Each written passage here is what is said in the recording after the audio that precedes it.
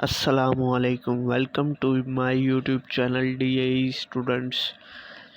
इस वीडियो में हम बात करेंगे एसी मशीन के बारे में। पिछली वीडियो में हमने बात की थी एसी मशीन के चैप्टर 1 में सिंगल फेस ट्रांसफार्मर के इंट्रोडक्शन के बारे में, तारुफ के बारे में कि सिंगल फेस ट्रांसफार्मर क्या होता है, इसकी कौन सी इकसाम है, इसका काम करने का सूल क्या है। इसमें हम बात करेंगे कि भाई ट्रांसफार्मर फर्दर इसको डिटेल से पढ़ेंगे भाई ट्रांसफार्मर होता क्या है। ट्रांसफार्मर एक ऐसा आला होता है जो वोल्टेज को ज़्यादा और कम करता है, यानी स्टेप अप करता है और स्टेप डाउन करता है। ट्रांसफार्मर जब वोल्टेज को ज़्यादा करता है, मतलब जब वोल्टेज को बढ़ाता है तो करंट कम हो जाता है, और जब वोल्टेज कम करता है तो करंट ज़्यादा हो जाता है। मतलब जैसे जैसे वोल्टेज बढ़ेंगे करंट उसी निस्बत से कम होगा, और जब वोल्टेज कम होंगे तो करंट उसी निस्बत से ज़्यादा होगा। तो ये एक ऐसा वाला भी कह सकते हैं जैसे कि जो इलेक्ट्रिकल पावर को VI इलेक्ट्रिकल पावर को एक सर्किट से दूसरे सर्किट में मुंतकिल करता है, और फ्रीक्वेंसी की मिकदार चेंज नहीं होती, मुस्तकिल रहती है। इसलिए ट्रांसफार्मर में चौंका कोई घूमने वाला हिस्सा नहीं होता। ट्रांसफार्मर एक साकिन आला होता है, क्योंकि एक जगह पे नस्ब है, ना वो घूम सकता है ना इधर उधर हरकत कर सकता है, क्योंकि उसमें कोई रूटर वगैरह नहीं होता है। इसलिए ट्रांसफार्मर एक साकिन आला है, इसे साकिन आला कहते हैं। उसके बाद इसकी एक इकसाम आती है स्टेप अप ट्रांसफार्मर।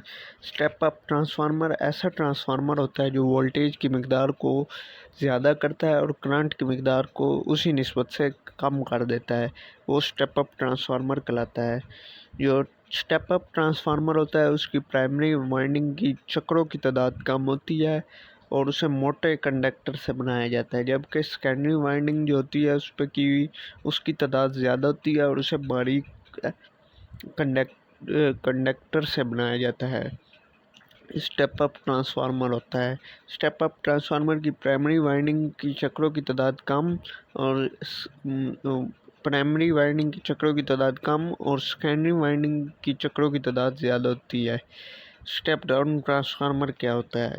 ऐसा ट्रांसफार्मर होता है जो वोल्टेज की मिकदार को कम करता है और उसी निस्बत से करंट की जो वैल्यू होती है उसे ज़्यादा कर देता है। स्टेप अप ट्रांसफार्मर कहलाता है। इसमें जो है ना, ट्रांसफार्मर की प्राइमरी वाइंडिंग की चक्रों की तादाद ज़्यादा होती है, उसे बारीक कंडक्टर से बनाया जाता है, जबकि जो सेकेंडरी वाइंडिंग के चक्रों की तादाद होती है वो कम होती है इसमें स्टेप डाउन में, और उसे मोटे कंडक्टर से बनाया जाता है। उसके बाद आता है 1-to-1 ट्रांसफार्मर।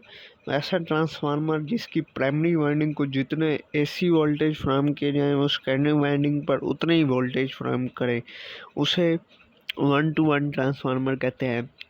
यानी अगर इसकी जो प्राइमरी वाइंडिंग पे वोल्टेज दिए हैं 110 वोल्ट, तो ये सेकेंडरी वाइंडिंग पर भी 110 वोल्ट ही देगा, ना कि 105। ना स्टेप डाउन करेगा ना स्टेप अप करेगा, उतने ही वोल्टेज देगा जितने इसके सेकेंडरी पे दिए गए हैं, प्राइमरी पे दिए गए हैं, और सेकेंडरी पे उतने ही वोल्टेज हमें देगा। वोल्टेज की वैल्यू को चेंज नहीं करेगा। इसके बाद आता है प्राइमरी वाइंडिंग क्या होती है इसका, क्योंकि ट्रांसफार्मर की दो किस्म की वाइंडिंग होती है, एक प्राइमरी और एक सेकेंडरी। प्राइमरी वाइंडिंग जो होती है वो जिसे सप्लाई के साथ जोड़ा जाता है उसे प्राइमरी वाइंडिंग कहते हैं, और सेकेंडरी वाइंडिंग जो होती है जिस पर लोड डाला जाता है और जिससे आउटपुट हासिल की जाती है वो होती है सेकेंडरी वाइंडिंग। इसमें दो किस्म की वाइंडिंग होती हैं, high tension low tension winding. High tension high voltage के लिए और लो टेंशन वाइंडिंग जो होती है वो लो वोल्टेज के लिए इस्तेमाल की जाती है।